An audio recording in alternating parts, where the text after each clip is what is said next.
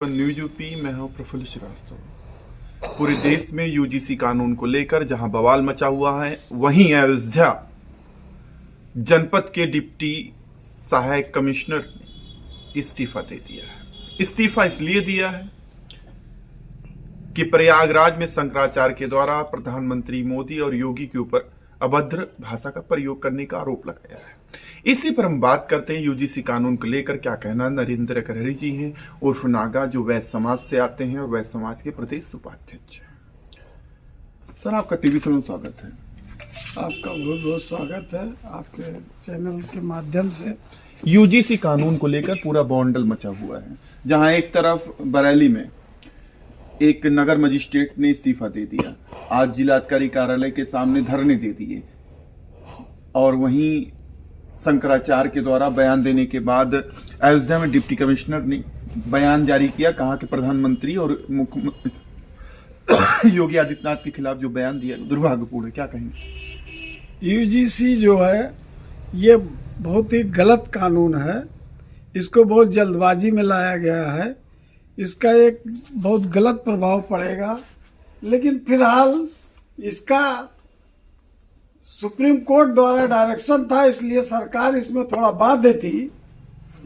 लेकिन हम ये कहना चाहेंगे कि सरकार को इसे बहुत सोच समझ करके इसमें जो कमेटी बनेगी उसका जो है एक विधिवत रूप से सवर्णों को देखते हुए, हर सवर्ण का जो है ध्यान देते हुए, ताकि ये कैंपस बदनाम ना हो जाए और इस कानून का मिसयूज ना हो, जिससे सवर्ण जो है अपने आप को बहुत ही हीन भावना से इस समय चल रहे हैं और इस कानून को लेकर के बहुत ही डिप्रेशन में है सवर्ण लोग, क्योंकि सवर्ण लोग कभी किसी का अनहित नहीं चाहते और न किए हैं।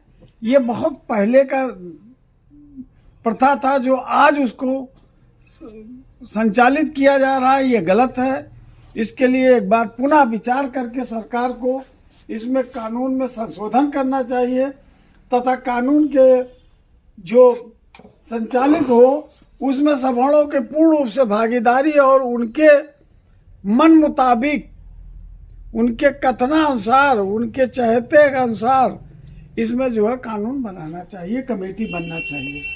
दूसरी बात यह है कि पूरे जनपद में जो हॉस्पिटल है उसमें नवजात शिशु को जन्म देने के बाद माँ है उनकी मौतें लगातार से चले जा रही हैं। अभी जिला अस्पताल में हुआ, अभी एक हॉस्पिटल में हुआ। हालांकि दबी जुबान से परिजन ये कह रहे हैं कि उसमें चिकित्सक की लापरवाही से मौत हुई। क्या कहेंगे? लगातार ये मौत, नवजात शिशुओं को जन्म देकर उनकी मां मर जा रही हैं।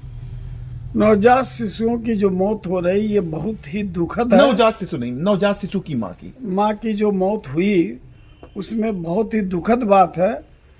पहली बात तो इसमें डॉक्टर की लापरवाही निश्चित रूप से है, और दूसरी बात पूर्णता इसकी पूरी तरीके से जांच न कराना।